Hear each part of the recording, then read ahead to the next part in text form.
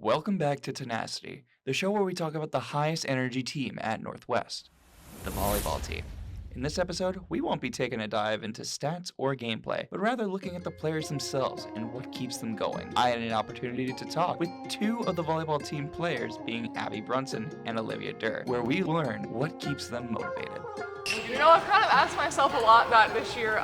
So the 5 girls that are in my class, us all super seniors, we all came in together when we were our freshman year. And a couple years ago, we were like, guys, we have a 5th year, and we're like, okay, we're either all taking it or we're all not taking it. We're a very close group, so we're like, we want to come in together and go out together. Kind of like what she said, like the friendships, having so many girls that have stayed for their 5th year, like that's not common. So like having all of our best friends with us for 5 years is like definitely one of the main things, and also just like having the fulfillment of saying I can be a college athlete for 5 years is definitely something not many people can say. Everyone has a reason to do what they love. For the women of the volleyball team, it's the family and friends that push them to succeed.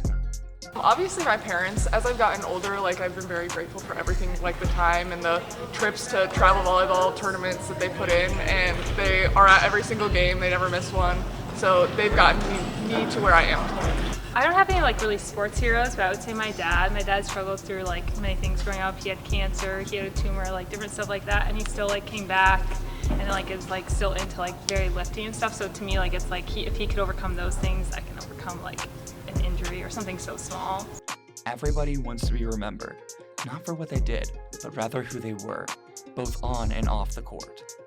I've learned so much in my years just being in college, to not take it for granted is one thing. I only have, most people only have 4 years, but I have 5 years in college with some of my best friends, living with them, hanging out every night, and we have a lot of watch parties and stuff, and it also taught me a lot of discipline. I'd say is my other answer on the other side. Just learning to be able to communicate your feelings. I feel in college it's very hard because you go through so many different cycles of life, and being able to have someone to talk to and be I'm actually struggling, or I'm not doing good today, I need someone to pick me up. I think that was hard because it's I've always been I have 2 older sisters, being the tough one of them, so it's hard to be yeah, I'm not my strongest day. These women may have joined the team as kids, but they matured into leaders and veterans of the game they love. I'd say I'm a much more confident player than I am now, and my leadership skills have changed a lot. My role has changed since I committed here when I was 17 to now being 23.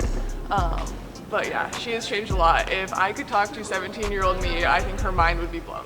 Confidence. I mean, I would say I always had confidence, but it's just a different level when you're in college, knowing that okay, I didn't play this game, but I can come in at any point and I will get a swing. Having that confidence in yourself, I don't think I had that back then, and being able to like I said, talk about my feelings, that's also another confidence that I gained. So just, yeah, that's kind of, confidence is a big thing. Everyone has their own path, and the path for Brunson and Durr was different, but at the end of the day, they both found the right place at the right time on the united front of MIAA volleyball. I'm Zach Scott with Bearcat Update, taking it back to you, Jason.